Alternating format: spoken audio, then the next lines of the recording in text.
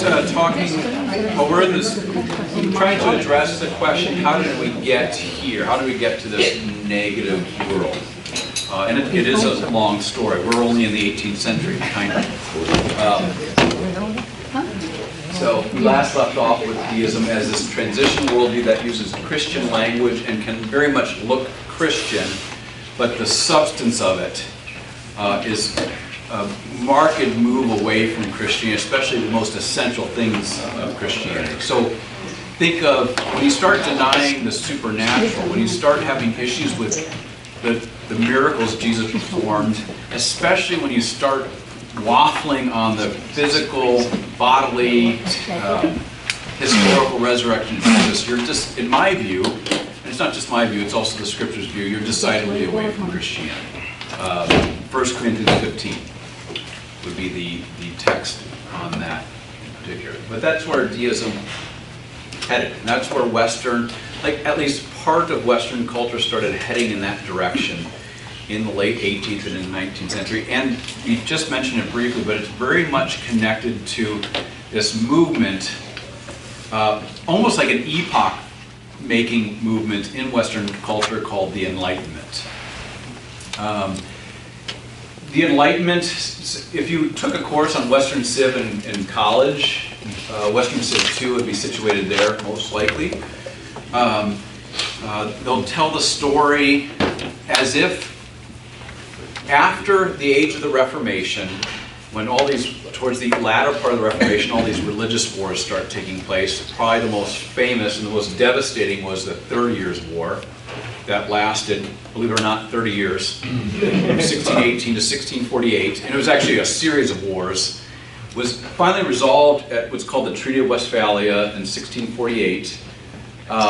There are people who fought or at least witnessed that war coming out of it who started thinking, like, how do we avoid something like this in the future? And it was thought at that time that the cause of this war, which really was a political war, but because of the rhetoric of all the powers, the states and the princes who were fighting in the 30 Years' War was theological, the rhetoric. The belief was the 30 Years' War was caused by different Christian confessions of theology, different Christian theological confessions. So you've got figures in the Enlightenment, and you've probably heard some of these names before, like René Descartes. Or you've at least heard, I think, therefore I am. That's René Descartes. And before Descartes was Francis Bacon, Immanuel Kant, Voltaire, Thomas Paine, we've mentioned him, John Locke. There's a whole cast of characters from this period called the Enlightenment that they think differently. They're not part of like one philosophical or theological tradition. They're all across the board in their thinking, but one thing that they are committed to, or that they all have in common, is that they believe the period before them, like immediately before them, the 30 Years' War, the Protestant Reformation, certainly what we call the Middle Ages, was a dark period. You've heard of the Middle Ages being called the Dark Ages. Right.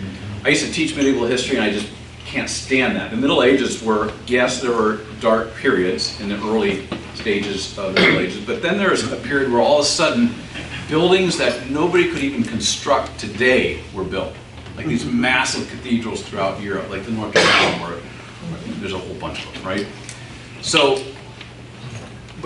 the Middle Ages was quite a there's a lot of advancements made, maybe not technological, though there were some, but if you were to go to the Middle Ages, you go to a guy like, and this is not me, a guy like Thomas Aquinas, if you've heard that name before, 13th century Catholic Dominican theologian, and you were to go to a library bookshelf and see everything he wrote and read through all of it, it'd probably take you a lifetime. What you'd find is a extensive body of knowledge and an inexhaustive attempt to understand what is true by a series of asking questions like, how do we know God exists? Here's some reasons why. Well, what do you do if somebody says, well, that's not legitimate? And just going on down the line with every conceivable question concerning ethics and politics and theology and so on. In the Middle Ages, you have what one author describes as cathedrals of the mind being built. So it's not really a dark age from a neutral perspective, but for Enlightenment people, it definitely is, including the period of the Reformation at the tail end of the Middle Ages. Why is it a dark period? Because those people, men like Luther and Melanchthon, Calvin, and others, are still slavishly devoted to these historic institutions like the church and also the political institutions. They're slavishly devoted to the traditional worldview that's been passed down through the ages. To be sure, they amended the worldview, but they're still committed to the core of that Christian worldview. For Enlightenment thinkers, they thought, ultimately they believe that worldview that says that God is present still to this day, that he providentially acts in time and space, is mere superstition. So that is at least one thing they all kind of have in common, that Christianity in the traditional, historic, classic sense is superstitious. And they tried to, in the Enlightenment, in a sense, kind of build a new sort of world, at least introduce a new worldview, and actually what results is a whole bunch of worldviews that begin to proliferate. But the one that really begins to dominate over the decades and centuries is a worldview, not deism, but a worldview we might just generally call naturalism. A worldview that says what's really real is not the creator who's existed for all eternity. What's really real is nature, the cosmos, everything in time and space is all that's really real. So what you get in the Enlightenment is an explosion, and much of it is good, of investigation of the natural world. In Christian circles, I've done this a bit myself, so I'm not like just pointing fingers outside. I've got three more pointed back at me. Sometimes we kind of refer to this is more academic dork stuff, but the Enlightenment as the endarkenment. There's a pretty strong, because of what the Enlightenment did to Christianity and its hold on Western culture, there's a pretty strong bias against the Enlightenment, such that we can kind of lazily just dismiss it as something significant. It was highly significant. If you like hospitals, modern medicine, technology, these things, they have their roots in the Enlightenment because of the focus. It's not necessarily like there's a universal focus away from the church, but there's a new focus that, like one French Enlightenment philosopher says, for so long we've focused our heads upward at God. Now it's time to train our sights on nature. And so there's a whole bunch of all sorts of new, creative, not orthodox, but nevertheless creative thinking about the world and exploration of the natural world. We'll get to you. I'm going to do Q&A towards the end, just to keep the narrative flowing here. So how could we define this new worldview? We could just simply call it naturalism. Naturalism is not, there's not like this institution of naturalism or a church of naturalism. It's just a term we use to describe a basic philosophical posture that people have that says when it comes to the real world and what really counts, it can be known by exploring or investigating nature, either in terms of physical, empirical objects, or just by thinking naturally through the rational processes of the brain. So you get like two schools of thinking that emerge in the Enlightenment. One is called rationalism. That would be especially connected with René Descartes, who believed that you can understand the real natural world just by thinking really hard about it and coming up with clear and distinct ideas about it. And by clear and distinct, he meant ideas that didn't contradict themselves. So you could build up a picture of the world just by, in your own noggin, just by thinking about the way the world must be and then testing it to see if it's logically coherent. You got another tradition oftentimes called empiricism. That would be people like John Locke, or Francis Bacon is usually seen as the founder of that says when it comes to understanding the worldview, when it comes to building a worldview or a picture of how reality really works, the primary source you have is, to be sure, your brain, and your rational processes, but the primary source that you investigate is not logic and clear and distinct ideas, but rather investigating nature itself. Those aren't necessarily bad moves, unless they become universal and exclusive of theology and so on.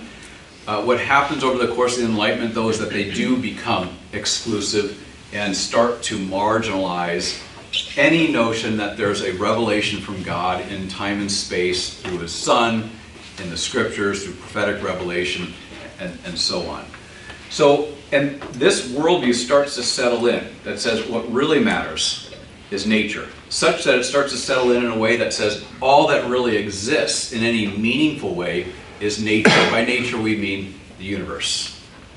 So rather than, when we first started talking about all this stuff, in theism there's two things. There's God, and then there's the created order, which is totally contingent or dependent upon God for its existence. In naturalism, you start to move into kind of a, what philosophers would call a monism. There's only one thing, the universe, or the cosmos. The way that's maybe expressed in modern parlance would be, many of you are probably familiar with Carl Sagan, or at least his show, is it called Cosmos or The Cosmos? I can't remember. I think Neil deGrasse Tyson now does it. But Carl Sagan, you all know the name Carl Sagan? Yep. Cosmos started, every episode started, the universe is all there is, was, and ever shall be. Or, if you're not up to if you don't like Carl Sagan for science, but maybe Berenstain Bears, books, Guidebook to Nature, you got Papa Bear in that particular book, telling his two cubs, as they're going on a walk throughout nature, that nature is all there is, was, and ever shall be. There's nothing outside. Nothing that comes in from outside. It's just nature from start to finish. At least, now, and there's different temperaments in this naturalism. There is a naturalism in the Enlightenment, even to this day, that says what really counts is nature, though there could be something beyond, but we just don't know, so we're just going to stick with nature. Then you get more of a naturalism like Richard Dawkins might express, if you know that name, who will say that there almost absolutely is no God or no creator. All that really exists and all that we should assume exists is the natural or material or physical world. So that settles in the 1800s. It starts to influence Western European culture, makes its way over to American culture, just like deism did. It will give birth to the 19th century so-called scientific revolution. It will inform all sorts of scientific endeavors, most famously Darwinism.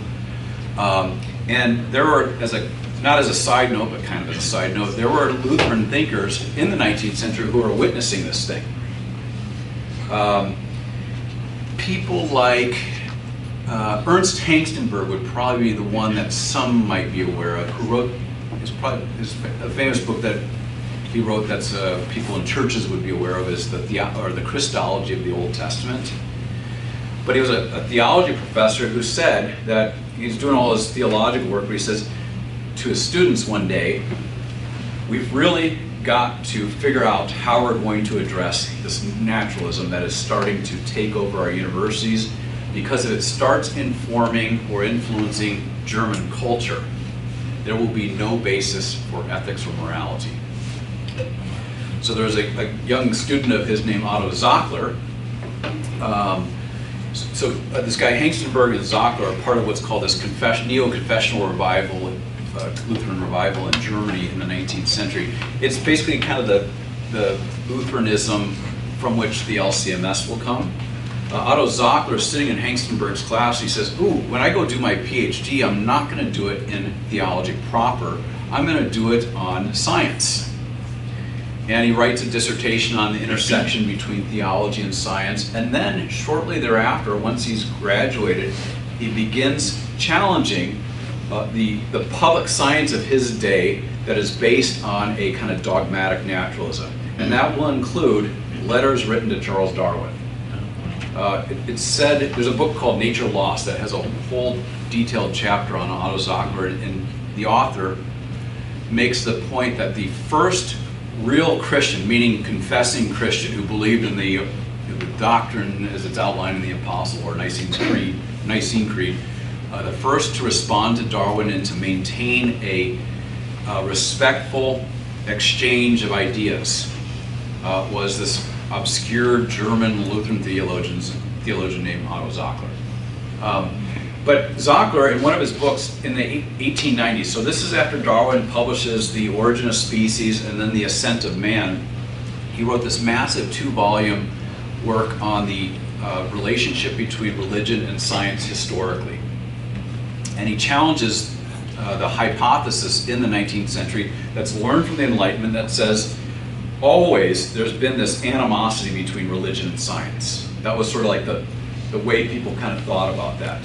Zockler says we didn't say hogwash. I don't know what he wrote in German, so I don't remember what he said, but that's not. That 9 is all he said. 9, no, this is not actually the case. He argues that actually the relationship between like the Christian church, Christian theology, and science has been one that they've been partners. And he argues that if you go back to even into the Middle Ages, that's when you start to find, or you find the dawn of the modern scientific methodology. Then towards the end of that 2-volume set, he says, like Hengstenberg told me, he goes, now we're in the 1890s, naturalism, when Hengstenberg was talking about it, has now actually made its way out of the universities and trickled down into German and Western culture generally. He says, it won't be too long before we witness a tremendous amount of evil, because there is no objective foundation anymore, not only to theology, but also to morality. Now, it'll take some time, but the 20th century wasn't exactly an age of moral uprightness. No, I'm half German, so kind of I can get away with this, certainly in Germany. So nevertheless, when you get with this sort of naturalistic worldview in the realm of religion or theology, is all kinds of different expressions of it that Jim Sire will outline in his book. The 2 prominent ones that we don't need to spend a whole lot of time on would be atheism and existentialism. So some naturalists or naturalism will go in this atheistic direction, which will say that, like Carl Sagan, like Richard Dawkins, like Papa Bear and Berenstain Bear's Guidebook to Nature, that all there is nature. There is no theos. That is, there is no God. So in the Greek language, what you do to negate something is just add an A in front of it. And you get the rise of, in the 19th century, though there are precursors to it, modern atheism, as you and I have maybe experienced it or seen it in our day and age, can trace its origins back to the 19th century from this sort of more dogmatic expression of naturalism. The other route it will take will be, there will be people who will, at least implicitly, if not explicitly, say that naturalism really doesn't give us a whole lot of, there's not a whole lot of optimism. It doesn't really give, if all we are is, when you think about even human beings, a bunch of like physical stuff and fizzing atoms and chemicals and things like that, that's not like a real optimistic picture of humanity.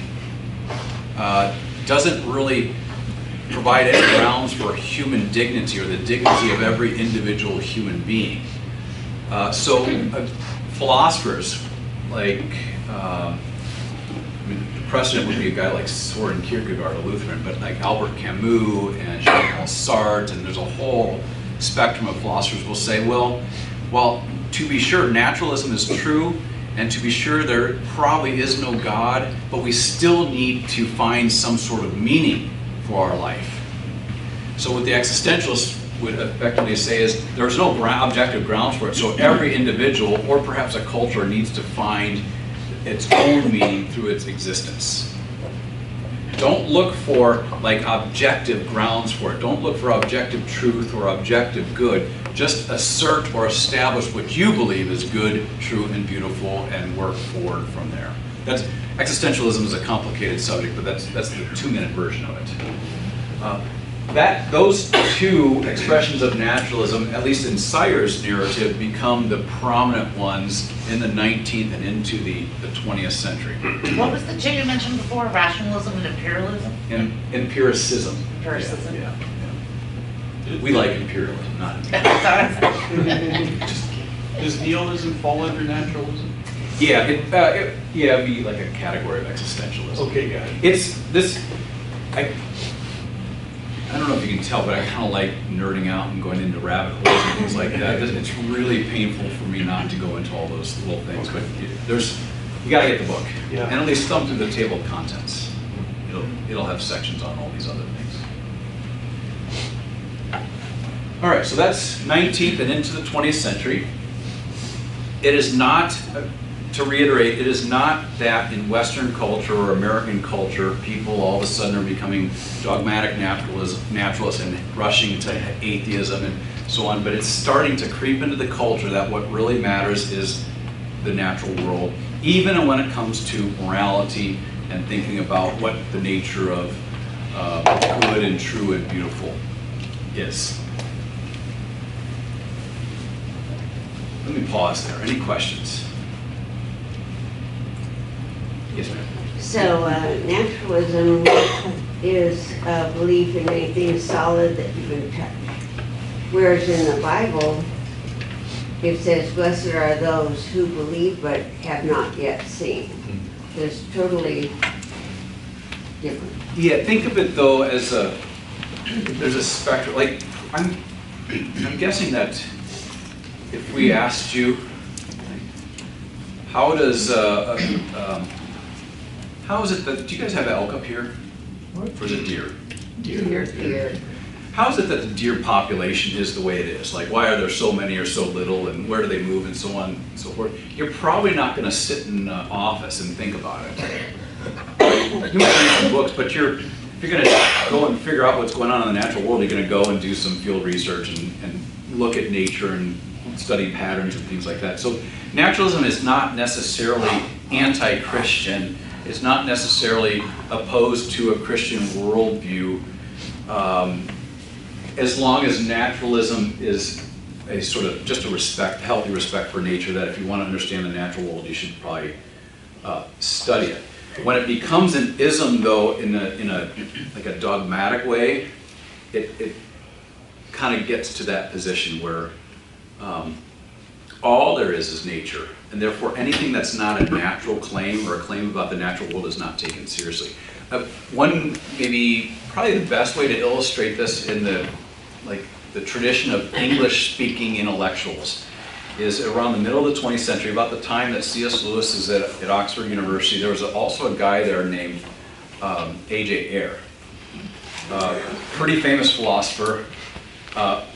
I think he should be famous, but not for his philosophy, because he stood up to Mike Tyson. He was about 5'3" and about 100 pounds soaking wet. It's a great story. This is a total side note, but A.J. Ayer was at a party in Manhattan in the late 1980s. An 80-year-old at that time, 5'3", maybe 100 pounds soaking wet.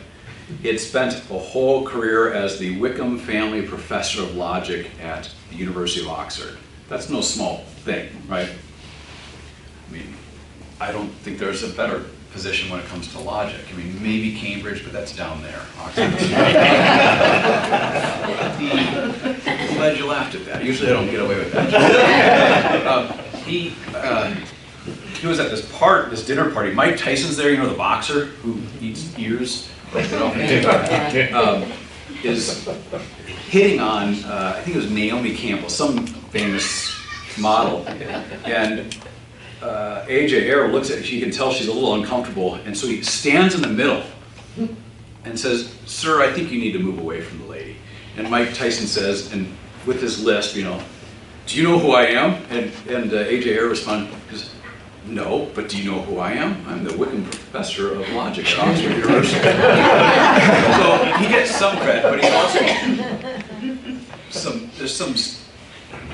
he not single-handedly, but largely his philosophy is responsible for the removal of theology departments from universities almost across the English-speaking world in public universities.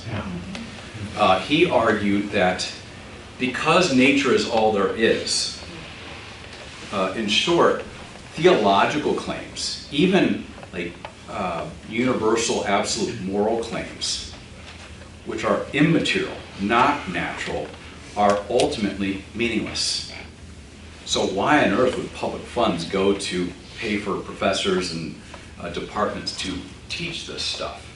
To get a little more precisely, he says there's basically human beings in universities or on the street basically make three types of claims. One claim is what he called, this is like technical stuff, but analytic claims. There are statements we make that are just true because they're true by definition. They're what we call tautologies. It's like the claim, though this might not be true anymore these days, all bachelors are unmarried males, right? You don't need to go and, I mean, that's by definition, or was by definition true. All bachelors are unmarried males. You don't need to do like empirical research, go down the street and knock on the door and take a survey. Excuse me, is it your opinion that all bachelors are unmarried males? You just know by definition that 2 + 2 is 4, right? These are claims, we make these sorts of claims and they are absolutely, with certitude, true. They don't tell you a whole lot about the world, though. The claims we make that tell us about the world are statements we make about the earth is round or the earth is flat. They're meaningful claims about the world. Their truthfulness is entirely dependent upon how they correspond to the world that we see, the natural world that we can observe, the empirical world. I don't know why I keep on staring at you. I should look at the whole audience here. So those are meaningful claims. They're meaningful in that you can actually verify that they're true by going out and doing the research in a laboratory or in the natural world at large or somewhere in between. There's a third category. What was the second category? He called them synthetic claims, Okay. meaningful claims. Okay. But they're meaningful insofar as they are empirically verifiable. You can investigate whether they correspond to the world So or analytical and then synthetic. not. Yeah. The last category, he called it technically meaningless. And he says, these are the claims of ethics and theology. And he said, because the theologian makes claims about God, but gives you no way to verify whether they're true or not. And he would, of course, wouldn't accept the scriptures as like a source or data for that. You know, there's no way. And he would use examples. Say, if you ask a theologian, you know, how can we know that God even exists? Because they're always going to say, well, you can imagine he must exist, but you can't really verify it, he would argue. So that makes theology, or God talk as they used to put it, meaningless. And along with it, and at least he was honest, goes any sort of meaningful, objective sense to ethics. So they call that analytic philosophy or logical positivism. That starts taking over in terms of like the philosophy that was seen as like the height of good philosophy in English-speaking universities, and you start to see theology departments that were once in even public universities either have their names changed to studies of religious studies departments, where you're studying religion as an anthropological, sociological thing by describing it, as opposed to a theology department which might assert something about God. Interestingly, the irony though is, I wonder how Ayer felt about it. The one public university in Oxford, or in England, that still held or maintained a theology department was Oxford. But you see shortly thereafter, up until that point, it was all Church of England theologians. Shortly thereafter, sort of in the I think it was 97, I don't know, somewhere in the 1990s, they start adding to their faculty theologians from different religious traditions. The first was a man named Yahya Michaud, who I ended up studying under, who was kicked out of a university for having ties to terrorism. And somehow Oxford thought it would be a good idea to hire him. And then if the Americans did one better and said, hey, let's approve his moving to the United States, to Connecticut, so he can teach at Hartford Seminary and be our chief endorser of Muslim chaplains in the prison system in the military. Sounds smart. But anyway, I've got some feelings on that, but we Really? It's hard to tell. yeah. Yeah. I wrote a letter to the Department of State when he was asking to get to the U.S. because he said, "Hey, would you let me write me a reference?" I'm like, "Oh yeah, I'll write you a reference." Apparently nobody I have a listens. question. Nobody listens to Adam. Adam, can I ask a quick question? Yes, sir. So, ethics to the guy you were talking about is meaningless?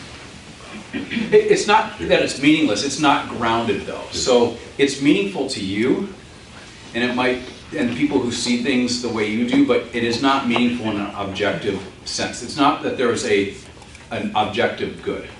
So if Tyson was a philosopher, no one would have said to him, according to your philosophy, this is meaningless, why are you protecting this woman? What would he have said? I don't know. Good question. He'd probably take some sort of utilitarian view, like, well, this is the you're protecting Naomi Campbell, if that was who it was,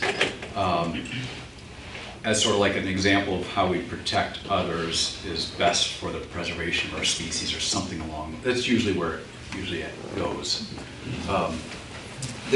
Maybe the philosopher that maybe you've heard of, I'm kind of hesitating to drop his name, that really kind of typifies this and becomes emblematic of this new philosophical age was a guy named Ludwig Wittgenstein. Anybody heard that name, Wittgenstein? Wrote a little book called, I think he started in the trenches of World War I. Can you imagine being in the trench warfare and like in your off time, I'm going to write this philosophical work that eventually was published and was seen by Bertrand Russell, fairly famous philosophers, as like the greatest piece of philosophy that had been written since the time of Aristotle and Plato, because Wittgenstein's work effectively brings an end to the old philosophical tradition that still had some space or had respect for theology. Wittgenstein's does not. Was that the Tractatus, yeah. It starts with, it's a real short little book. It's 7 propositions with a bunch of supporting propositions underneath it. The first one, the opener, is the world is all that is the case. That's all that exists, that's all that's a matter of fact.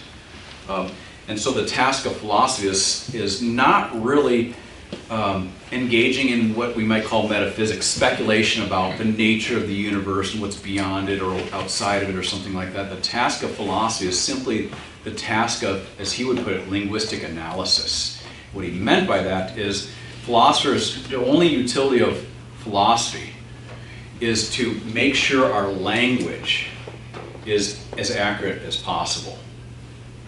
And so philosophy kind of takes this turn, they call it the linguistic turn, and it kind of cozies up to science, because science is seen as the queen of all disciplines, and so philosophy comes alongside to help scientists with their language about the world, with exacting precision. In the Tractatus, he goes later on, this is a fascinating part in it, I think it's proposition 6. He makes the point, he goes, because the world is all that is the case, there can be no real objective meaning to the world. If the world was to have meaning, if there were to be ethics that were meaningful in an objective way, it would have to come from outside the world. It would have to be revealed from a creator, if you will. And he didn't say that, but it'd have to come from, there would have to be some sort of revelation from something outside, something universal in time and space. Because we don't have that, Wittgenstein assumed, the best human beings can do, and this is where he kind of becomes existentialist, but also there's a move towards what we might call postmodern philosophy. It says every individual or communities need to come up with meaning for themselves by telling stories. So you get about the middle of the 20th century, there's debate about where you could trace it back to, but we'll just say for our purposes, the middle of the 20th century, you get this sort of philosophical spirit in the West, especially in the English-speaking world, that says meaning,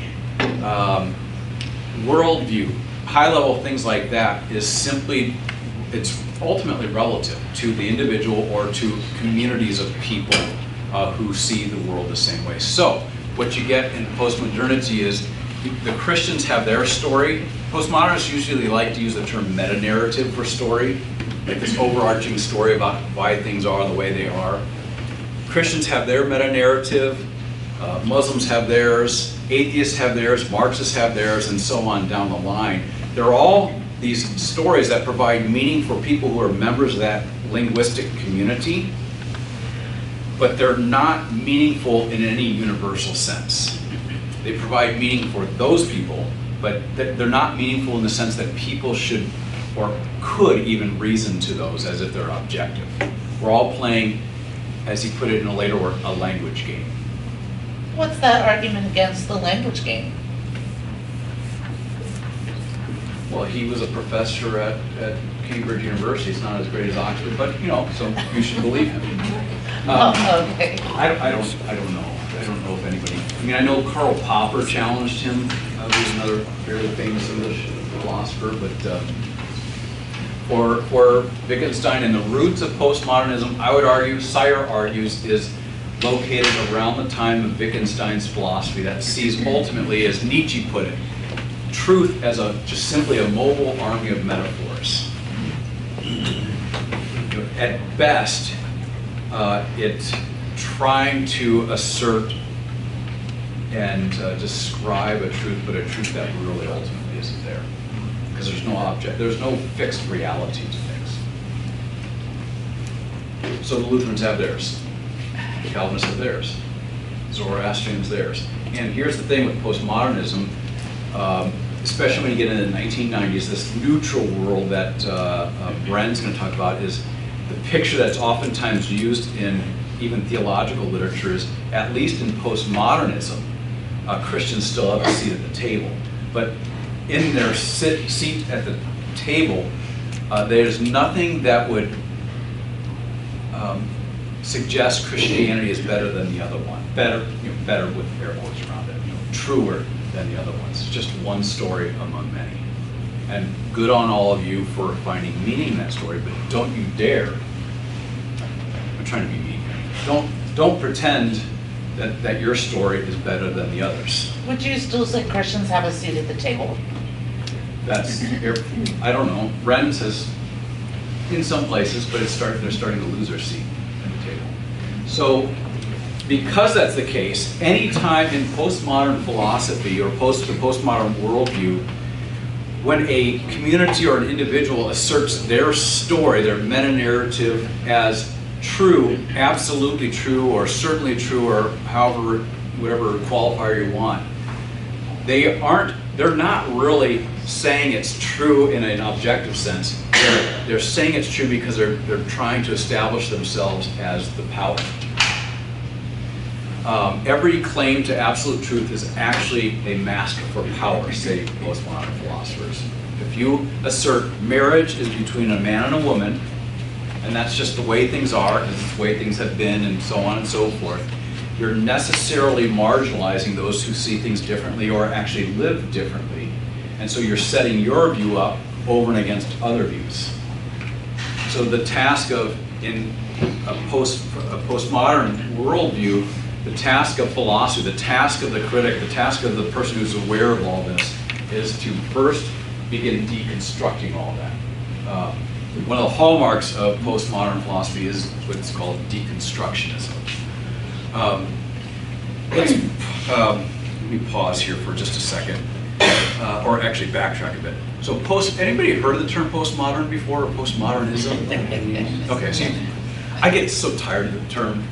It's like, okay, more on postmodernism. But it's a pretty helpful description of what kind of took place, in that it's a move away from the modern. You know, and in the, this is more academic-y stuff, but in the academic, philosophical, and historical literature, the period of modernity, or modernism, is usually defined as kind of an assumption that while we might not know all of reality as it actually is, we can know it by simply working real hard at it through empirical research and rational reflection. The story that's usually given to illustrate the modern spirit is, it comes from like 1899 or 1900. There was the U.S. Patent Office. And some people say this didn't really happen, it's more of a legend, but I guess there was, in Congress, they were debating how much funding should go to the U.S. Patent Office. And the chief inspector, or whatever the head guy at the patent office, wrote back and said to an inquiry from Congress, says, don't worry about giving us money because basically everything that can be discovered has been discovered. Something like that, you know. And that's the kind of attitude of modernism, that we can really know things as they actually are. We maybe don't know it quite yet, but we will get there, and the best way to get there is through science. But rather, it's more of a scientism, if you will. Postmodernism, the good thing, if we can, when postmodernism is talked about as a good thing in theological circles, so think like Professor Belts, who's retired from the seminary in St. Louis, what he means by that is not that he's some raging relativist or something. He's saying postmodernism exposes modernism as just simply a dogmatic assumption. You know, that there's, I mean, yes, you can know things about the world with some objectivity, but your bias and your cultural assumptions and so on are always going to come into play in interpreting the physical world. So our certainty about the world is pretty limited to things like mathematics and tautologies and things of that nature. We always have to have a humble posture in terms of our thinking that we know everything about the natural world. Postmodernism is the sort of move that says, not so fast. Meta-narratives are ultimately linguistic constructs of communities, whether it's the community of Western civilization over against like Chinese civilization or something like that, or the Lutherans versus the Zoroastrians or the Jains or something like that. Unless you think that's just some random example, Corey Moss and I started this Lutheran student group in Oxford years and years ago. And we petitioned to be at the freshman fair, the freshers fair as they call it. And we were accepted as a student group and so on. And we go to the Freshers Fair, this huge building. There's like hundreds of like communist societies, capitalist societies, Presbyterian societies, and everything. And we're looking for ours. We figured it'd be in the room with all the Christian groups. It wasn't there. We go to this other room that's filled with all the world religions. And there's this empty table for the Lutheran Student Fellowship between, like, quite literally the Jains, the Hindu group, and the Shia Muslims. They'd not heard of Lutherans at Oxford University. Anyway, so postmodernism is if you ask like postmodern philosophers, or if you read their literature, and they're trying to define just what postmodernism is, the way one guy, Ihab Hassan, put it, he goes, I've been doing postmodern philosophy for 30 years, and we still don't have a working definition of it. Because to give a definition of it would suggest that there's an objective meaning to things. It's just the best you could do is put 10 postmodern philosophers together in a room and give them the task of hammering out a definition and not coming out of the room until they do so. And he'd say, he wrote, what you witness is that you'd hear them talking in that room, and over time you might start hearing bodies being thrown against the wall. Blood might trickle out from underneath the door, and you'd open up the door and you'd find a bunch of haggard philosophers who still couldn't come up with a definition. But if there's one thing that is the basic assumption or orientation of postmodernism, mid-20th century and beyond, is this, as it's put, an incredulity towards meta-narratives, a suspicion, or an agnostic posture towards claims of truth, and a suspicion that one group, or individual, or community has a corner on that truth. Does that make sense? And add to that then this notion that when the reason why groups have or claim to have a corner on the truth, claim to know what is good, true, and beautiful, is not because really they think that they have a corner on the truth, but rather they're trying to set themselves up on the top of like this hierarchy, so that those who don't conform or belong or see things the same way are marginalized or silenced or what have you. So when you get into later postmodernism, here in California, in the work of a guy named Michel Foucault at Berkeley, in the late 1980s and the 1990s, he says the task of postmodern philosophy is not just to have this sort of playful posture with a world filled with people who claim to have the corner on the truth. The task of philosophy is to turn everything political and begin deconstructing all those particular narratives. All those meta-narratives are basically asserting themselves as a mask for power, to assert, not just to assert themselves as dominant and to privilege themselves, but more deviously, according to Foucault, to marginalize and oppress those who don't fit. But can it be deconstructed if it's melded together? If it's melded together, like in a new definition, which is, it can't be defined, like how do you deconstruct something that... Oh, really? Great question. Yeah. So in postmodern philosophy, there's kind of two stages to it. There's mid-20th century up until like 1980s and 90s. That is, if you read the stuff or maybe even listen to the stuff, it's really quite, it's just a bunch of university dorks having fun.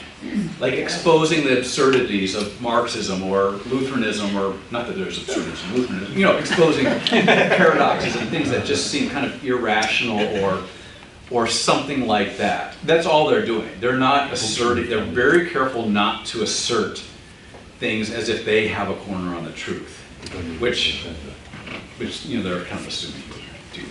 It's an assumption. Then when you get into the 80s and 90s, postmodernism starts to fuse with kind of a Marxist spirit. And I don't want to sound conspiratorial here, but you get the usual, what you find is if you do like the historical research on this stuff, there was a group of thinkers who came out of like 1930s Germany, the city of Frankfurt, wound up at Columbia University, some of them went to Berkeley, and there are other places, who were part of an Institute for Social Research that, after seeing that the Soviet Revolution ultimately failed to deliver on the promises, Marxist promises, that there would be like this perfectly equitable society and so on, they still were committed to a revolution. And so they, I mean, even in the title of one of their think tanks, it was the Institution for Social Research and Cultural Marxism. They say economics is not the way to transform society. It's through things below, through transforming social institutions. And they will be those. So how do you do that? How do you do it in a place like America that has at least a lot of vestiges of its Christian past, even to this day? How do you do it in a place like America that at least in the past saw like the nuclear family as the ideal? Well, how do you do it? You latch on to like a postmodern philosophy. And so James Lindsay is the guy who's kind of leading stuff here. He calls it applied postmodernism, where kind of a Marxist spirit is added to this postmodern skepticism, and becomes very politicized. So like in Karl Marx's philosophy, you've heard Karl Marx, I'm sure, like the Communist Manifesto. In the very first line, he says, hitherto human history is marked by the history of class struggle, like this economic class struggle. What cultural Marxists will do is say, well, yeah, but actually it's a much more profound struggle than that. It's the struggle between the socially oppressed and the social oppressors. So it's not just economics, it's much more than that. So these cultural Marxists will take that, and then they'll take, which is a kind of certain claim, that all of human history is marked by this, really? But that's their basic assumption, that that's the truth. Then they'll take because philosophy is not about what is true or good or beautiful, but rather philosophy, according to Karl Marx, is not trying to understand the world, but to change the world. So therefore, everything becomes political. They take the skepticism of postmodernism to undermine social institutions so they can advance whatever it is they're interested in advancing. I actually do think that is the case. I do know that there are people out there who would say, man, Francisco's a conspiracy theorist or something. I just happen to think, if you look at the history of all this, that's kind of what you see. So you get a guy like the guy who wrote the book, The Sexual Revolution, Wilhelm Reich, comes out of the Institution for Social Research in the 1970s, wrote this book, The Sexual Revolution, and he argues that what we're not interested in is just adding to sexual norms alongside heterosexual relationships like gay and lesbian as just like increasing what's considered normative. What we're interested in is getting rid of the whole category of normativity, deconstructing normativity so that anything and everything is considered okay or the status quo. And then, I believe it is Wilhelm Reich, he says the best way to do that is to go after the nuclear family. And the easiest, quickest way to do that, to cause nuclear families to dissolve in terms of their unity, he goes, is to, how did he put it? Get children to question their sexual identity. And that will cause all kinds of chaos in the home. That'll never happen. One more thing. In this postmodern sort of viewpoint is also this, I put these terms up here just so you're familiar with them. There's others we could throw up there, but is this notion of what's called social constructivism. In fact, much of it is underpinned by social constructivism. Anybody heard the term before?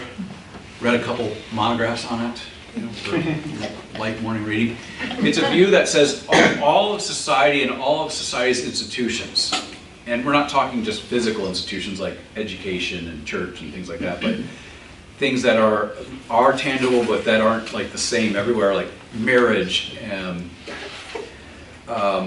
what manhood looks like or womanhood looks like, all these sorts of things that we consider normal and things that people grow into as if there's like an end that you're growing in, you know, design behind things, for a social constructivist are simply the construct of that particular society. Sometimes it's a good construct, it served a good purpose in the past and maybe still does, but it is at root an arbitrary construction. There's a famous debate over this. I can't remember the names off the top of my head. One person asserts, the one who comes from the side of science and this notion that there is an objectivity to things, he argues that, well, there might be some things, in fact there are things that are social constructs. You know, our diet, the American diet, whatever that is, right, is in many ways a result of history working its way out and our choices over whether we're going to eat French fries or not, and what becomes kind of a normal American diet. That is a construct of a sort that, at least up until about 20 years ago, men didn't wear lipstick and walk around in dresses, right? It was it's a social construct of a sort. Otherwise, some of us might wear clothes without underwear, like the Scotsmen do, right? And It's not that. I didn't say that. It's a whole construct, right? However, there are some things that are not constructs, maybe a whole lot of things. So the guy who wrote the book Against Constructivism argues that, for example, in science, like real science, based on empirical research and induction from the data, we can kind of know how it is Native Americans or First Nations people came to the American or the Western Hemisphere. It seems, this guy argues, that when the oceans levels were low, they crossed through the Bering Strait and made their way through what we call Alaska, through Canada and down and further. And I don't know anything about this stuff, but he claims there's lots of evidence for that. The social constructivist in that debate says that's your view based on your view of knowing. There are multiple ways of knowing is the phrase you'll usually hear if you're working or talking with a social constructivist. There's multiple ways of knowing. There are First Nations stories, though, meta-narratives, that say the First Nations people or the Native Americans, the people living in the Western Hemisphere, actually were spirit beings in the bosom of the earth that were taught by the spirits in the bosom of the earth how they should live, and then they're sort of vomited up on earth, and they began forming tribes. The social constructivists would say the story about people migrating from the far, I guess it'd be the eastern reaches of Russia, across the Bering's land bridge and down into the Western Hemisphere is one way of talking about that, but is no better in terms of its facticity or truthfulness than, say, the First Nations way of talking about it. It just, what those two conflicting stories tell us is there's two different ways people pursue knowledge, but neither one is truer than the other. Everything, including objective scientific claims, is a social construct. In that sort of space, the claims of flat earthers have as much going for their claims as, say, people who think that the earth is round. It boils down to like all sorts of absurdity. But I dare say that, having spent a little time in universities, that social constructivism in the arena of like social science, political science, and all the the softer sciences and the humanities has become sort of like the default assumption about things. Everything really is a construct, a result of your history, traditions, and so on. And that's not to say things aren't a result of our history and our traditions. They certainly are, but all things seems a bit of a stretch. So what does this mean? I don't know. It means that we're at 11:15, Okay. and I'm going to pause for any questions about any of this sort of Can we stuff. try to make this too complicated? Oh, it could get a lot more complicated. This is as complicated as it's going to get today. So we've gotten through this awful stretch. Yes, ma'am. None of these philosophies, though, believe that there's existence beyond time and space. They all eliminate that. Yeah, certainly, like the naturalism certainly can and oftentimes does. Like the good postmodernists, I'm using air quotes for the recording just to, like the earlier postmodernists would not say there is nothing outside. They'd kind of say there's nothing there. So because there's nothing there, we construct reality through our stories. Right? That makes sense? So there's, think of it, you can't see what I'm seeing out the window, right? Like the old view in Western civilization, like a realistic view of reality would say that world outside the window really does exist, whether we're looking at it or not. And then you and I, and maybe 5 other people, we could be given a task to go out and look at the world out there and describe what we saw, and we'd come back in and we'd roughly describe the world, I mean, the same thing. We'd have little different perspectives, angles, and we might assign, like you might call one house beautiful, I might call it meh. There'd be things like that, but we'd be describing basically the same thing. And we'd use different language because of the household and the schools we went to, things like that. What the postmodernist does is says, whether there's a world outside there to discover is an assumption. It's may be there, it might not be there. And when we go out and describe that world, you and I and then the 5 others, we're in our descriptions of that world, we're actually creating a world that is less a picture of reality in itself, but more of an expression of our values and our biases about the character of the world. Does that make sense? I know that's a little complicated, but That goes back, I forget, was it Hume or Locke, where you don't know if the table's really there.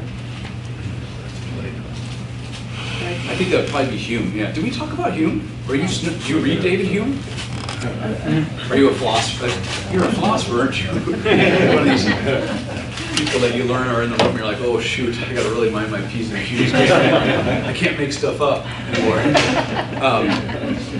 Yeah, I mean, you could. So if I can get into the weeds a little bit more, some would describe that view that whether or not there's an objective reality that can be discovered and described objectively as not realism but nominalism, and David Hume really is responsible right in the middle of the 1700s in kind of making that very fashionable. Such that he'd say, yeah, it looks like around the world in nature there's lots of things that are designed for a particular purpose, but that's just a value we're imposing, or an ideal we're imposing on the natural world. There's no design.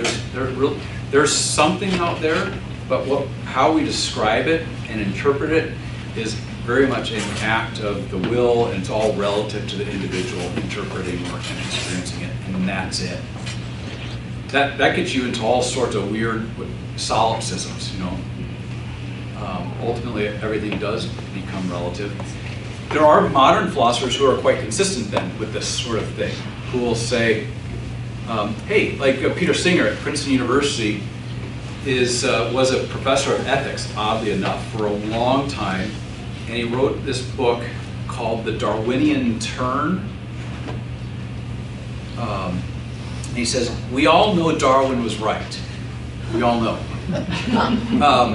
that he was right, and he, as in that book, he argues it's not just Darwin in the particulars, but his worldview, this naturalistic worldview. He was right. So there is no, there's nothing immaterial like moral principles and things like that. So it's time we start behaving like it.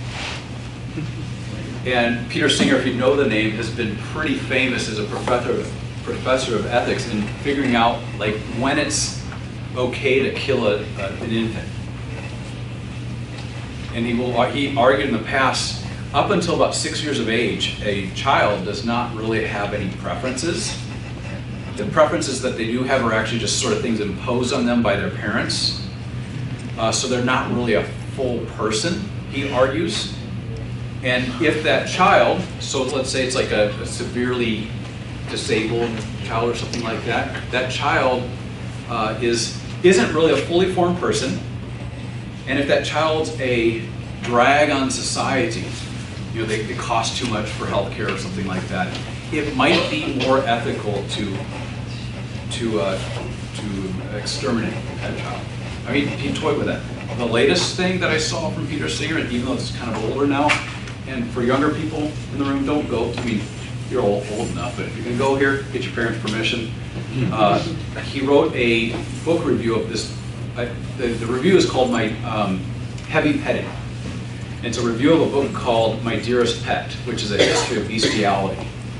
And in a book review, he argues that there is nothing apart from just our preferences that should keep us from interspecies relationships. Let's not say that somebody who prefers their dog or an ape or something like that is morally wrong. They just have some choices that look odd to us right now.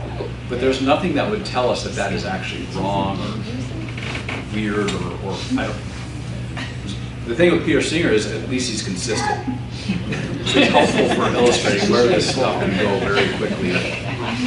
When you leave behind classic Christian theism, or let's be a little more generous, theism generally, all sorts of things can happen. If there is no God, all things are permissible. I think that was that Dostoevsky who famously said that?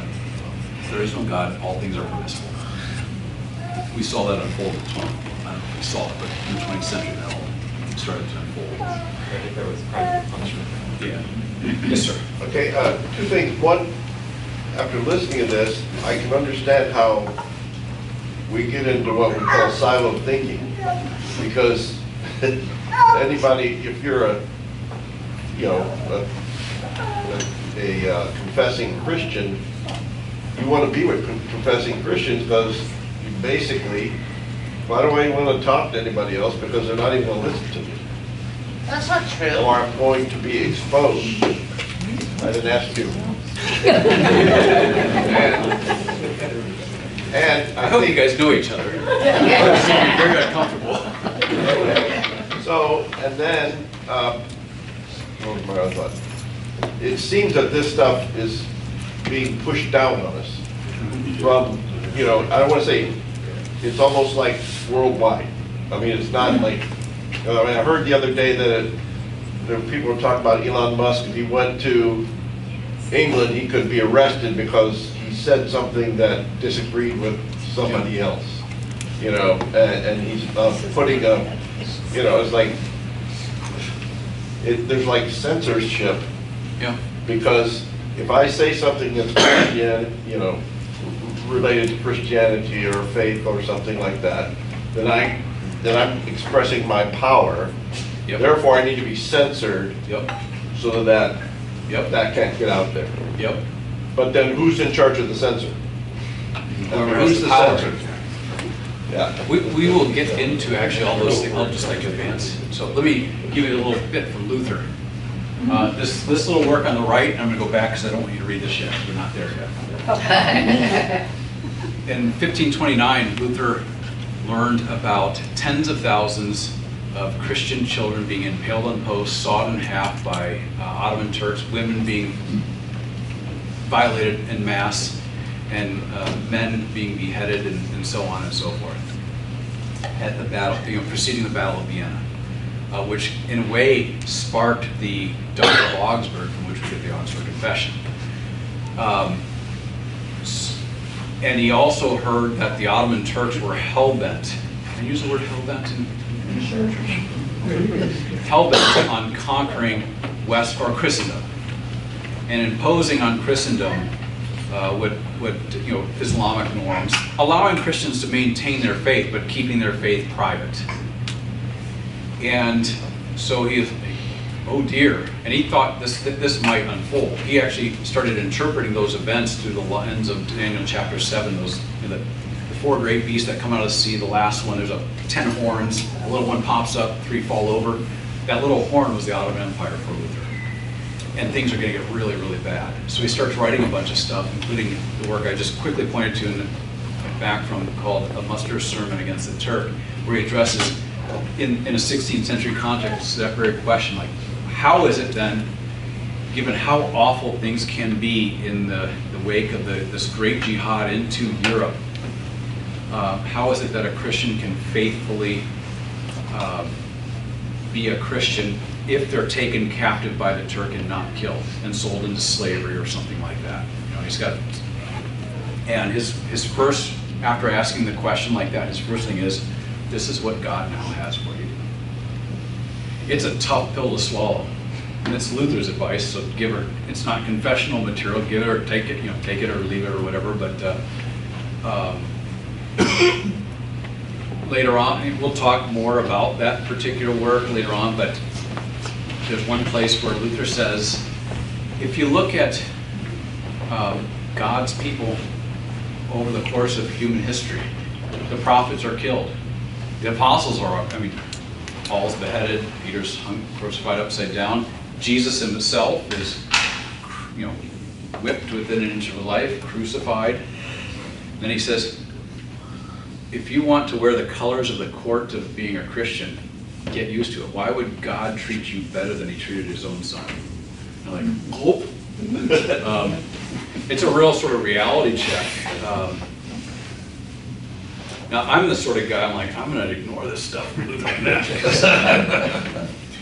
But yeah, it can, I don't know what it's like here. I mean, you're in California, so I imagine it's at least the same as Illinois. But I mean, this stuff gets imposed in the school systems, especially in Illinois. It's by 2025, so next year, the Illinois State Board of Education is requiring that all schools, certainly public schools, but even schools that train public school teachers, so this would include like a Concordia and other Christian colleges, that they train their candidate teachers in the language it uses in the it's not a law, the policy is that teachers would be able to identify hierarchies of oppression so that they might deconstruct them and give voice to those who have been historically oppressed. And there's a term, what do they call it?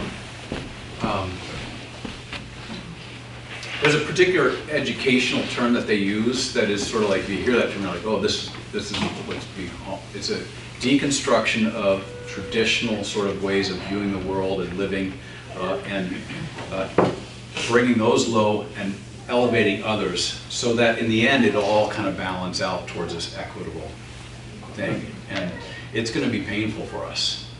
This book, Carl Trueman, if you've not read this or heard of this, I mean, maybe go on a podcast platform and type in the title of the book and listen to him for being interviewed for an hour or something. Al Mohler did a great interview with him. This is sort of, I think, required reading. And in that book, Trueman, he says, it's this imposition of these radically new ethics are already being imposed on our institutions and individuals. If you've not experienced it yet, do not think they're not coming for you. And that sounds kind of alarmist, and I don't mean it that way, but it's coming. There's nothing, we are unburdened, we are increasingly being unburdened from the past, and what that means is the old ethics, the old way of viewing things, there are forces, maybe even spiritual forces, working at severing our ties to that.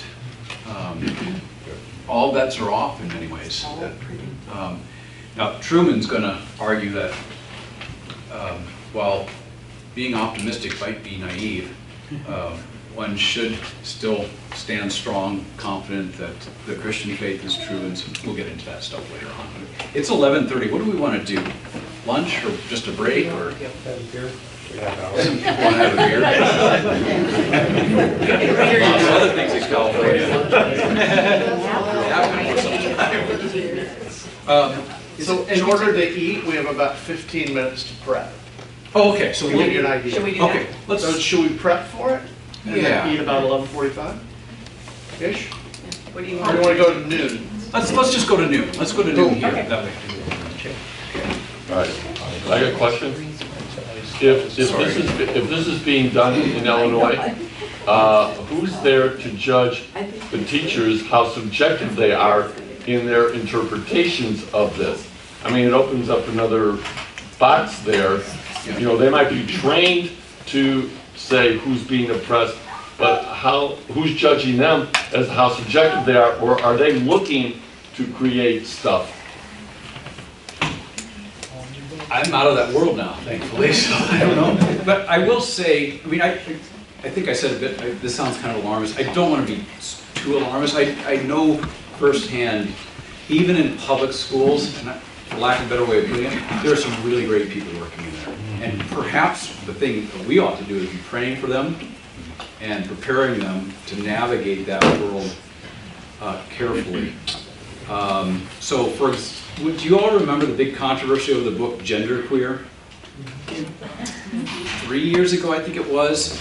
My wife, who I love and adore, and This caveat? yeah, gets alarmed by it. She gets all this stuff, you know, because she's the one who's with the kids all the, you know, more than I am, and so she hears news about things being imposed on kids and so on, and social media, there's no way to know whether what you're hearing is good or kind of true or whatever. So she heard about this book, Genderqueer, and how it was being used as for the curriculum for the health type courses at the local public school. I was like, I don't know, so I did a little looking and found out that it's just a book it's a book that was put into the library, and every public school has it. It's part of the package.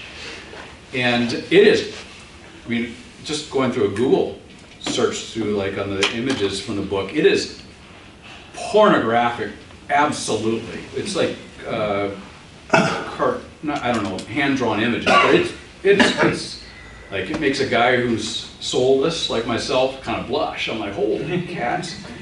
So I did a little more digging, and I was like, I wonder if they have this at Wheaton Warrenville South. Went to the library, yeah, they had the book, it was checked out. So I asked my son's wrestling coach, I said, who was a Christian I knew, and I said, hey, did you hear about this? He goes, yeah. And he goes, he takes me to the side, he goes, don't worry, we just keep checking it out so the kids can't check it out. So you get, like, you get solid people in public education who are doing what they can, So I don't want to come off like some grumpy, No. there's, Can I ask a question on that? If someone who is queer in the room right now was sitting in the room, how would they react what we just talked about? if what? If someone who was queer was sitting in the room right now with the definitions that are up there and the liberty and how we're talking about it, how would they talk about that? Like, would you Well, we haven't change your gotten there answer yet. if someone who was queer was sitting in the room? No, I don't think I've said too much yet. Yes. We still got 30 minutes before lunch, so. Oh boy, there's, I have a quick comment on that. okay, what, do you have a question? We'll do a question. No, I have a comment. Oh, two comments. Okay. Oh.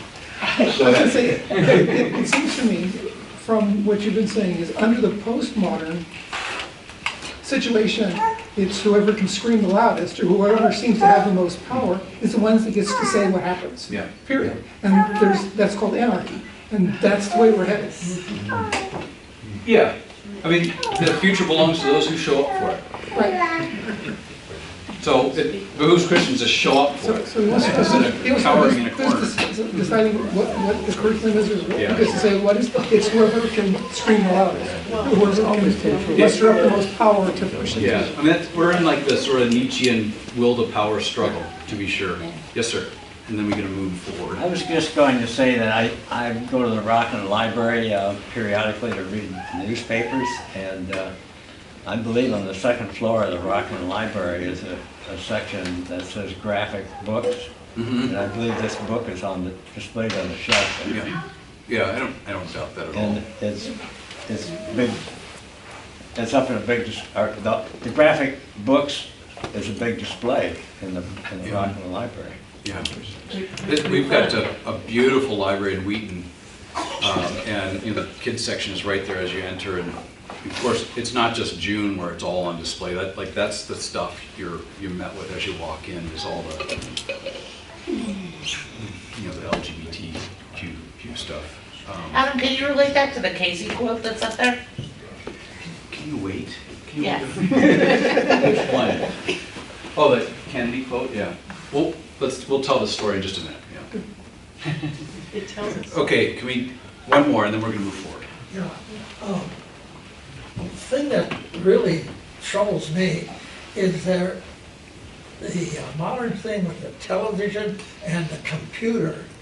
There is so much news and scientific things on there and just every subject you can imagine that you can't, it's tens of thousands of articles, and in some of those things, they can write things that take you 10 minutes to read, and it just,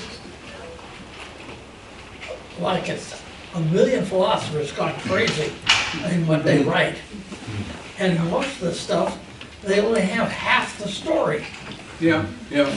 And, I mean, and they never get down to, quote, scientific facts. They say, oh, there's lead poisoning in cinnamon now, and how much? But they will not quote how much they get.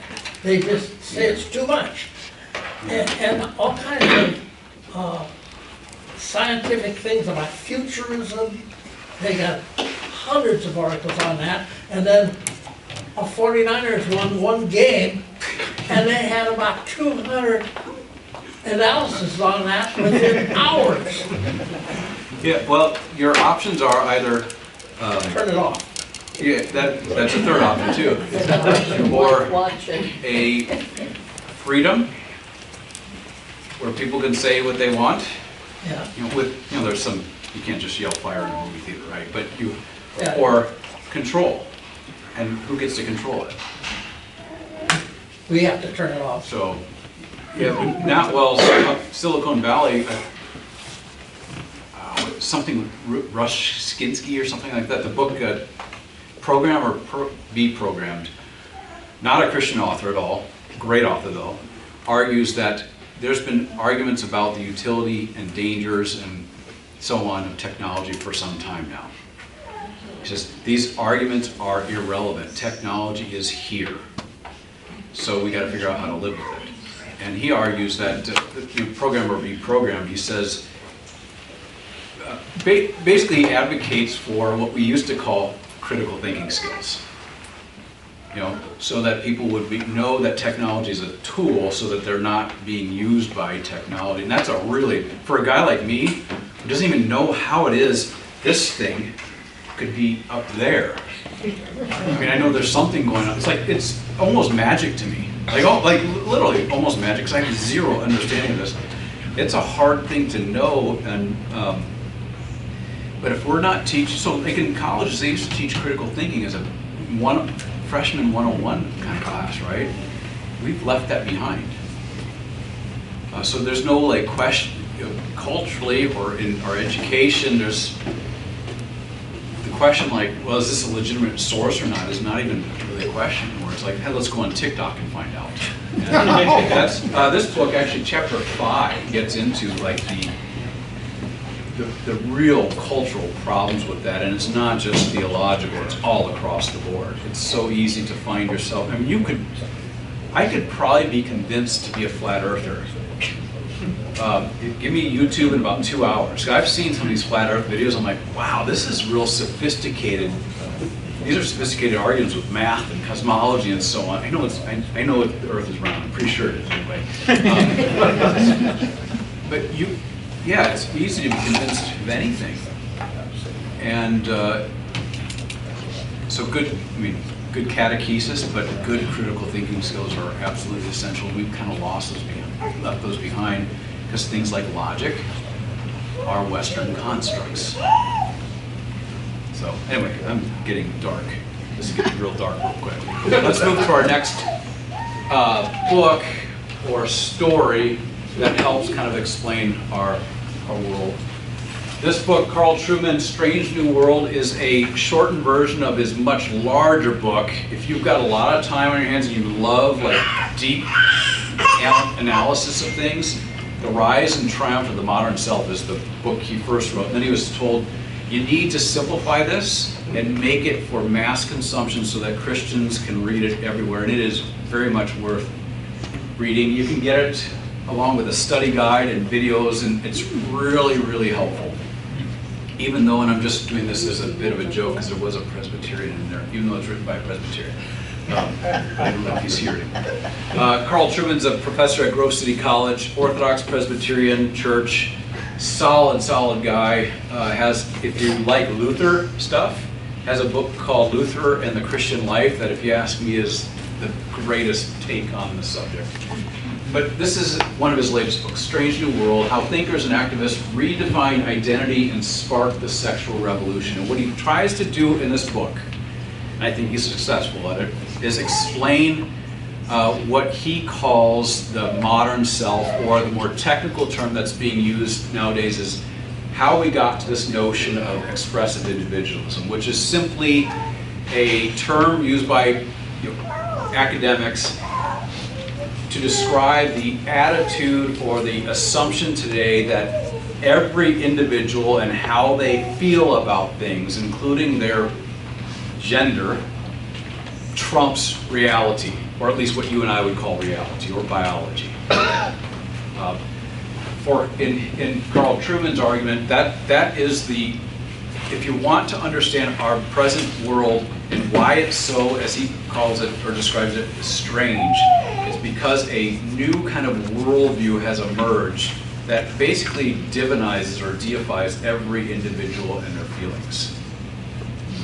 And this is not, I mean, it's really easy to turn this into like a Ben Shapiro, facts don't care about your feelings. This is a very even-handed approach to the subject. Trueman reminds his readers throughout the book that he is not arguing against emotions or feelings. In fact, he says, and quite rightly, our emotions, our feelings are part and parcel of who we are. God created us with these things.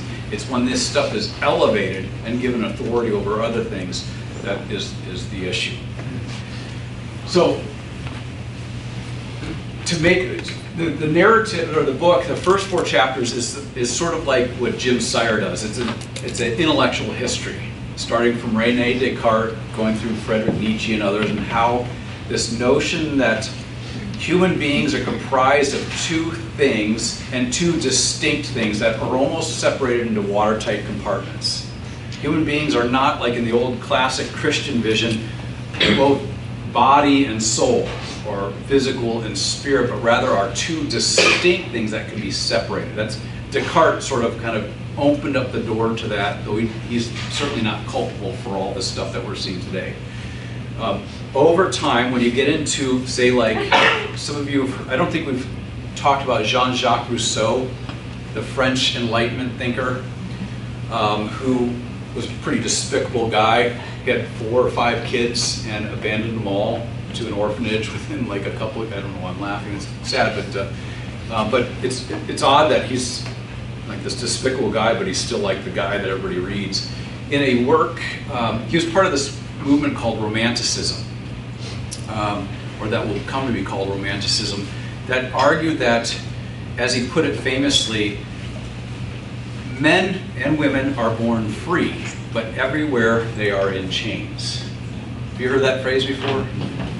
What he meant by that is when we're all born and raised in a society, at birth we are free to define our life as we see fit. But because we're born into a community from the get-go, we're raised by that community, that family, and that larger local civil community, maybe that nation. And that nation and everything underneath it has certain standards that have been constructed. And so we learn to obey the rules of that particular culture, even though those rules are arbitrary constructions. And so we're kind of chained to the traditions around us. So the task of the individual, the heroic individual in Rousseau's vision, is to get out of society, either metaphorically or really, to get back to nature and rediscover who you really are. How do you know who you really are? What is your identity? And in Truman's story, he says, in the past, before Rousseau, and even a long time along the side of Rousseau, and still in some corners of the Western world, your identity is defined by your various callings, the obligations you have. You know, in the past, people would define, if you were to ask me, let's say 1800s, who are you? I would define myself by describing like what family I come from, maybe what my job is, my kid, you know, my nationality, all these sort of external things kind of told me who I am. That was my identity. Rousseau rejected all that and says what your identity, what makes you who you really are is the way you feel about yourself. Now, Rousseau's not going to go as extreme as like the stuff you see today, but that Rousseau becomes like the key thinker in that particular tradition of elevating feelings and emotions over and against external reality and obligations and even physical or biological facts. Eventually it gets to the place where we're sort of at today, where a distinction is made between a person's sex and a person's gender. Such that a person who is born with XY chromosomes can all of a sudden dress a certain way, maybe even have some chemical changes, maybe even some physical changes, and be transformed into something else physically so that their physical appearances come into line with the way they feel about themselves internally. There's a long story between Rousseau and all that. But what's interesting, and here's the Casey case. Truman, shockingly, in the 7th chapter, the penultimate chapter before he gets to like the more important stuff for us Christians on how do we think about and navigate this stuff, Truman says this stuff has been in the water for a while and is enshrined in American law. And he goes back to this, it's a 1992 case, Planned Parenthood of Southeastern Pennsylvania versus Casey. Again, I'm not a lawyer, so I don't know all the ins and outs of it, but in the majority opinion, Justice Kennedy argues, kind of redefines what liberty means in the American civil arena. Liberty is not the way the Founding Fathers viewed it as the pursuit of life, liberty, and happiness, and the freedom to live a virtuous life without compulsion and so on, but rather liberty is the right of a person to define one's own concept of existence, of meaning of the universe, and of the mystery of human life. Now, Justice Kennedy, who I think is still alive, he retired 6 years ago or something like that, and he was a Reagan appointee, otherwise kind of conservative-y type of guy, kind of sets in legal precedent.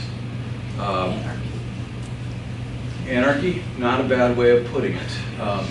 The notion that reality is defined relatively and subjectively by every individual person. That's what it means to be, or that's what liberty means. That is, I mean, if Kennedy was here, I would not want, I've learned over the years never argue with a lawyer or a judge, but I would be tempted to at least say, you have no idea what you did here. And I don't know that he did it. He might even fess up to that, because this basically becomes the precedent for people defining themselves and reality however the heck they want to at any given moment. He covers that stuff in the 7th chapter of this book. What he's really focusing on, not because he's singling these folks out or anything like that, is trying to understand, because this is sort of like the latest stuff, how it is we got to, especially not, as he calls it, the L or the G or the B, that's how he refers to it, but rather especially the T and the Q, the trans and the queer ideology that seems to be, I don't know if you see it much around Sacramento, but in big urban areas, college campuses, it's sort of like the latest, greatest, the latest craze, and it doesn't seem to be fizzling out. In fact, it seems to be gaining steam. In Truman's work, says there's lots of legal reasons for this, but that this is all became possible, he says, is ultimately a result in this shift of the worldview. It's the introduction of this postmodern worldview, the championing of this absolute relativism, the elevation of the individual, and more importantly than that, the elevation of the innards, the feelings or emotions a person has about themselves and their identity over reality, external obligations, and so on and so forth. He got the title of the book. It's a play off of Aldous Huxley's work, Brave New World. Yeah. But I think it's the 2nd chapter, he says, what I want to do in this book is understand why it is the world doesn't make sense to me anymore. And I mean, he's a college professor, so he probably sees this quite a bit. He says, if I were to, 40 years ago, tell my grandfather that I was a girl trapped in a boy's body, he says my grandfather would have laughed at me. Not because the grandfather was being mean or insensitive, but because that very sentence itself didn't mean anything. So Truman says, this is not just a particular identity group screaming and yelling until they get their way. He says the very grammar and syntax of how we understand and talk about reality has been changed, and until we understand that the new grammar and the syntax, this world will not make sense to us at all. And ultimately in the book, the last chapter, chapter 8, he says, we're not trying to understand this culture so that we can figure out how we can ape it or we can manipulate it or do a sort of a bait and switch with it or anything, but at least so we know where we are on our cultural map, so we can deal with our culture in realistic ways. So highly recommend this book. The last chapter is what I want to talk about right before we got about 10 minutes. We'll see how this goes. Last chapter is called Strangers in this Strange New World. And he doesn't say this. I wonder, though, if he takes this term stranger, it's not like an uncommon term in terms of Christian thinking about in their life in secular space, but the chapter seems to have been drawn from 1 Peter, where Peter writes, probably right before he dies, to the Christian. He calls them the elect exiles, people that God is sort of on purpose dispersed throughout I think it's northwestern Asia Minor or Turkey, from Babylon, as he puts it at the end of the letter. And it's all about Christian living, or how to live and confess the faith as a Christian in space that you don't culturally own or influence. We'll have more to say on that particular passage or book in the New Testament later on, but for Truman, he says there's 4 things, basically 4 takeaways in his book that he wants, that he's trying to get at throughout the book. First and foremost, he says, for Christians living in this arena, this world that increasingly doesn't make sense to those of us who have an older worldview or a traditional worldview, he says it's real easy to be cynical. I'm guilty of that like 99% of the time. It's real easy to despair and kind of throw up your hands and say, I'm going to retreat to Casper, Wyoming, or something like that. Sorry, let the reader here understand. Real easy to do that and just sort of separate yourself kind of as like a new kind of monastic kind of movement. Or alternatively, it's easy to, he gives examples of the book, to be overly and unrealistically optimistic about the world. So an example of this might be, and I kind of fall into this in some, usually it's after a beer or something, but I think of like these high profile conversions you see out there. Anybody see Russell Brand or hear of Russell Brand, this heroin using, married to Katy Perry at one point, comedian.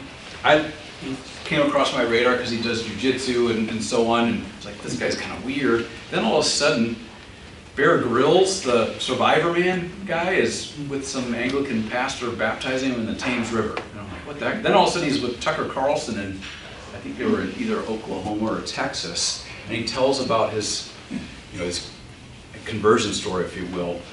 And there are moments like that where I'm like, oh, something's going on. Aslan's on the move, as some of my friends say. This is good. Truman would say, avoid those things. You don't know what God is doing. Truman would argue that we simply take a realistic view of things, that the world, we are not promised a Christian world.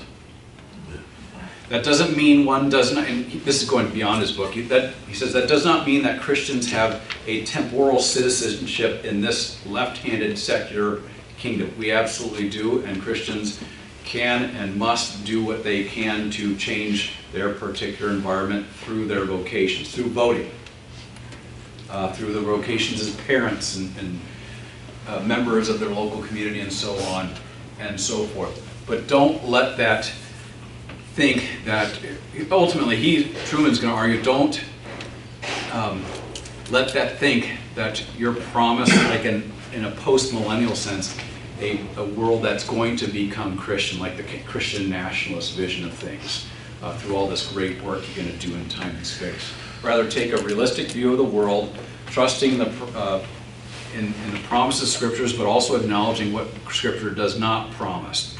Scripture does not promise a Christian nation. In fact, it seems to promise quite the opposite. It promises persecution, soft or hard, and everything in between.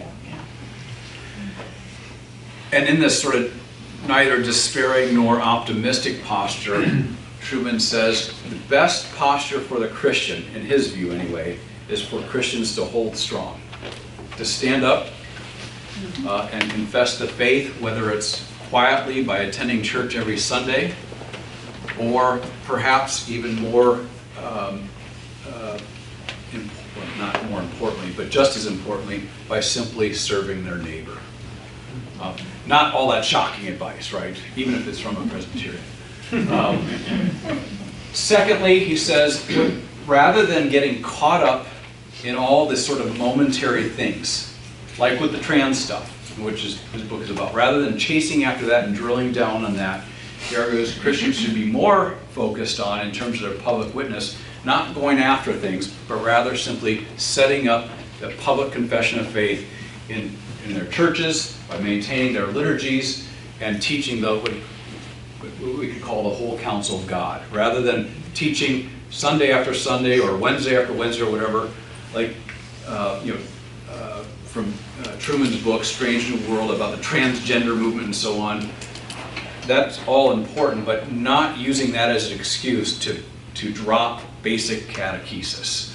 This sort of thing, as I was reading Truman's section, I was thinking, the LCMS does a pretty good job of this, I think. And that, we're kind of being pretty stalwart in these things. Third thing, though, I think that Truman's kind of helpful in thinking about with regard to all this, he says, and Truman, again, is a confessional Presbyterian. He loves the Protestant Reformation. We all love Luther. We all love to study the confessions, and that is all good and proper. Truman says, don't let that cause you to think that that's sort of the historical parallel to our present moment. He says Christians are historical people.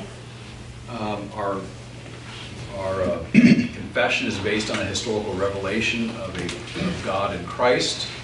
There's a whole history of the Christian church that culminates in Martin Luther, the Reformation. We maintain that historic confession and that historic tradition. However, Truman says, don't let that make you think that the battles of the Reformation are the battles we're facing today. To be sure, there are battles like debates over real presence in the Lord's Supper and so on and so forth, important for theologians to sort out. But if there is a moment in church history that looks more like our own, it is not the Reformation, which took place right smack dab in the middle of Christendom, of a sort. But rather, our moment looks more like the ancient church. And so if you're looking for theologians or inspiration for how Christians have faced things like this in the past, it's not Luther before Charles V. As much as I want to just spend my time studying Luther, it's Justin Martyr writing a letter to the emperor, explaining to the emperor that Christians are not involved in cannibalism and orgies and atheistic stuff like that, but rather taking the opportunity to confess and teach the Christian faith in a, for lack of a better way of putting it, a winsome way to an otherwise thoroughly pagan authority. Early church history is filled with all sorts of examples of Christians engaging in what we could call Christian apologetics. In fact, there's a whole genre of literature from that time period. In fact, a lot of the early church fathers, like Justin Martyr through St. Augustine, could be called Christian apologists. For Truman, in the last section of this book, he argues that the one place where, and he's coming at it from a confessionally Protestant position, where we tend to be kind of weak, is in our ability to take theology and apply it to the public arena through the use of natural law, natural theology, and Christian apologetics. He goes, we are really good. He's talking about confessional Protestants across the board at teaching the content of the Christian faith and studying the content of the Christian faith. But when it comes to the rationale, the reason why we believe these things, we've sort of, for whatever reason, kind of dropped the ball on it. And that's the task of Christian apologetics, which we'll get into in a later moment. It is noon. It's time for lunch, maybe 3 minutes for any questions on this stuff before it drops out of your... Is that kind of like a new Gnosticism in a sense? I mean, it seems like they're trying to separate bodies and soul. I would suggest yes, heavily. Very much a Gnosticism. Michael Horton, so he's still on the White Horse Inn. If some of you are familiar with the White Horse Inn, he's a professor down at Westminster Seminary in Escondido. Just released the first volume of a 3-volume set, massive book on, he calls it his intellectual history of the spiritual but not religious movement. And the first volume is like all the way up until the 5th century BC.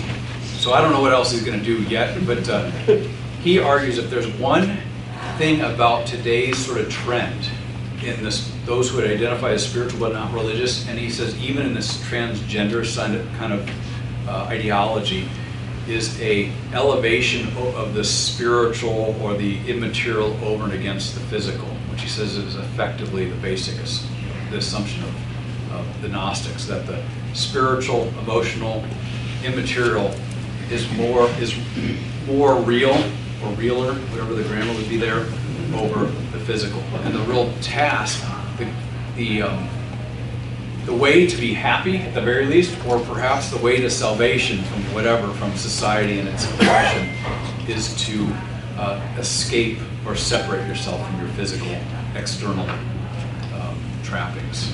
So the book on this would be, I think a really good book on this would be Eric Bagland's book, The New Science of Politics, which argues that modern ideology is effectively a Gnosticism of different sorts. Yeah. So one of the problems I think that we have to deal with is listening and reading about the language that people adopt now in the LGBTQ plus environment, but how to delegitimize the euphemisms that they use so that we don't get captured. Yeah. Hard to do, because you find, I mean, I don't know if you do, but I find myself using terminology, I'm like, what? I'll stop mid-sentence and say, I've never used that word before. That's a word I've used from that, like, what was the one just the other day? I usually call it natural or historical marriage. Right. I think I called it same-sex partners or something like that, which is fine. It's descriptive, but it's from that particular literature. And if you can, I mean, the way to control people is to control. Ultimately, if you can control language, then you're cisgender. Cisgender, or here was the one: gender assigned at birth. That was yes. the one most recent. Or breastfeeding human or whatever, instead of calling it chest feeding human, those types of things. How to redefine those back to their original. I think it's is that, did you ask, I can't remember if you asked a question. Well, yeah, just how do we approach this in such a way that we don't get captured? I think in some vocations it's going to be a lot harder. At Concordia in Chicago, we had to, we're trying to figure out what sort of policy could we put in place where we wouldn't have to play the gender pronoun sort of game over the issue of student records. So if we're issuing a transcript of a student who goes on somewhere else and they've changed to from David to Daphne or something, I think that was actually the case. One of the proposals in committee was we will issue transcripts at the student's request using the student's name assigned at birth or something like that. And then it got into the question of, well, we should use this for dormitory things, that we assign students to a dormitory that is relevant to their gender assigned at birth was one of the proposals. And I remember going, and I was like I was kind of naive about all this stuff back. I didn't really understand how invasive. Yeah, and there was like a power move behind this. And we eventually found a way not using that sort of language, but that was sort of, because that was the language that's used, and so easy. In a vocation that's kind of in a public institution, it's a Christian college, but in the public arena, that's very hard. As an individual, I don't know that it's all that hard. Just take my thing. I'm an introvert. Don't talk. Don't talk. Just be very cautious. It's actually not easy. You got to be very cautious and measured with your words. I've had to learn. I mean, I spend most of my free time at this jiu-jitsu gym with my kids and stuff, and this is where there's like several lesbian married couples there and stuff, and I've had to learn, like, don't get sucked into the jocular joking of the guys as much as I want to, and I want to make fun of all this stuff. Don't do it, because you need to maintain respectability. You need civility. They need to know that you're somebody they can trust. And then it hurts sometimes, because I'm like, man, this is so stupid, I want to make fun of it. That's not to. We really have to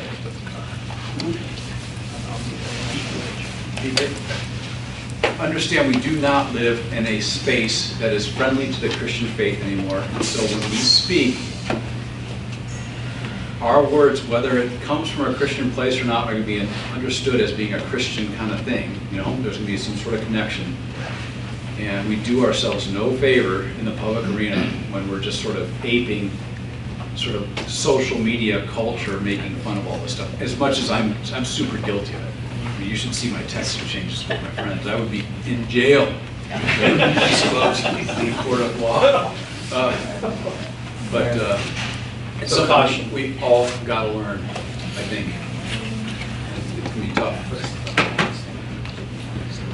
As far as sexual identification, I was at a doctor's office one time, and you know, you're always filling out forms. And one question made me kind of laugh, but actually it was sad. It asked the typical sex, male, female, and it gave you more than 2 choices. Yeah. It also said something like other. Yeah. Yeah. And then I did laugh because I told Pastor Crow that. He said, as for male or female sex, yes, married. So that's not an issue of the law. So places, They have to do that. they have to do that, even at, I mean, there are like Christian institutions, schools and things can claim a religious exemption to some of the stuff, but it will be fought. It will be something that will be fought in court at some point. So you could be at a doctor's office, and it could be it could be otherwise very normal kind of place, but they have to put that stuff there now, increasingly so, and it's a strange new world.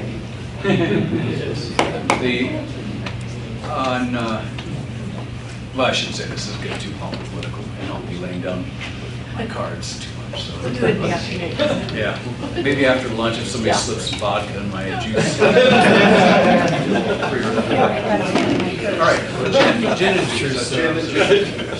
Laid All back. right, I think it's lunchtime. Yeah, take it as instructions real quick.